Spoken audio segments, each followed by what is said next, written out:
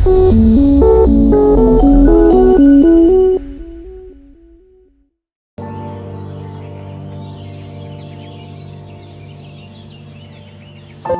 समय पहले की बात है। माधवपुर नामक गांव में एक गरीब किसान अपनी बूढ़ी अम्मा के साथ रहा करता था। उसके पास एक छोटी सी जमीन थी जो कि बंजर हो चुकी थी। फिर भी वह दिन रात उस पर मेहनत करता था। मोहन बहुत ही मेहनती और ईमानदार था। वह एक आत्मविश्वास से भरा हुआ व्यक्ति था जिसे न हालातों से डर लगता था न ही लोगों की बातों से।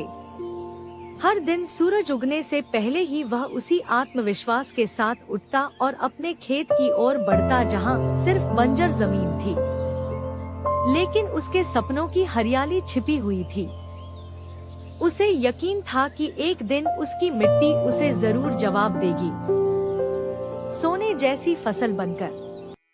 ओ बेटा मोहन, तेरे लिए मैंने जमींदार से बात कर ली है। वो तुझे अपने पास काम पर रख लेंगे। तू भी जाकर उनसे एक बार बात कर ले बेटा। अब हमारे बस की बात नहीं रही। कम से कम वहां रहकर तू अपना गुजारा तो कर पाएगा।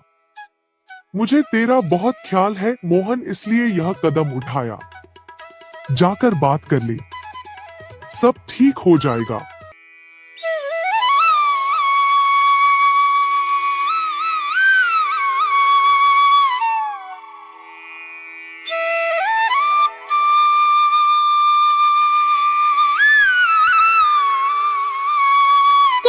तुमने क्यों बात की वहाँ?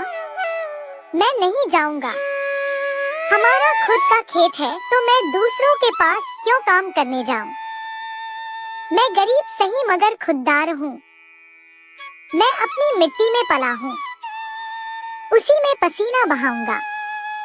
चाहे जितनी भी मुश्किल हो अम्मा, मैं अपनी ही जमीन पर मेहनत करूंगा। किसी और की नौकरी नहीं करूंगा। अरे मोहन, उस बंजर जमीन में क्या उगाएगा तू?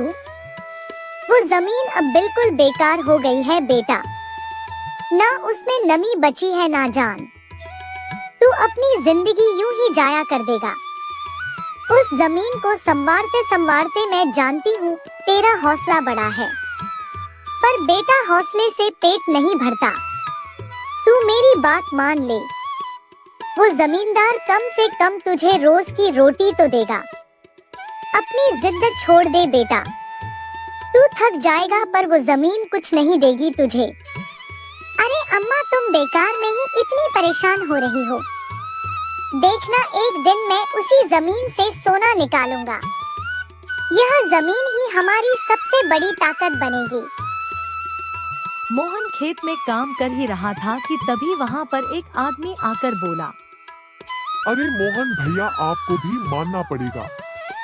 आप फिर से इस बंजर जमीन पर मेहनत कर रहे हैं।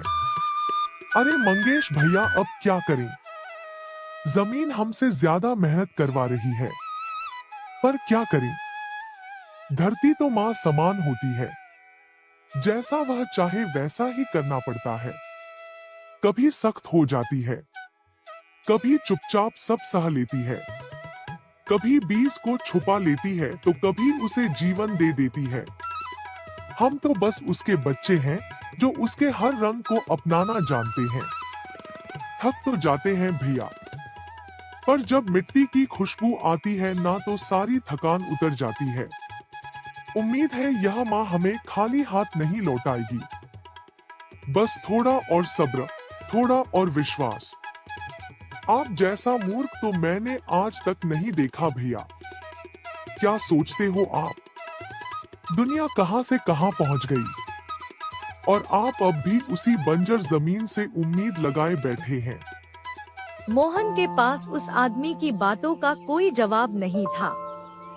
वह वहाँ से अपने घर चला जाता है।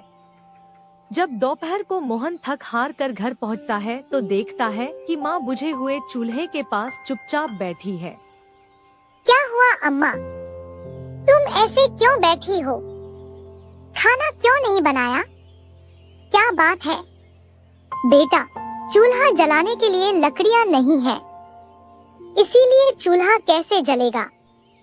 बस इतनी सी बात है अम्मा।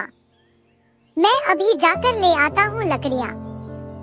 मोहन लकड़ियाँ लाने जंगल चला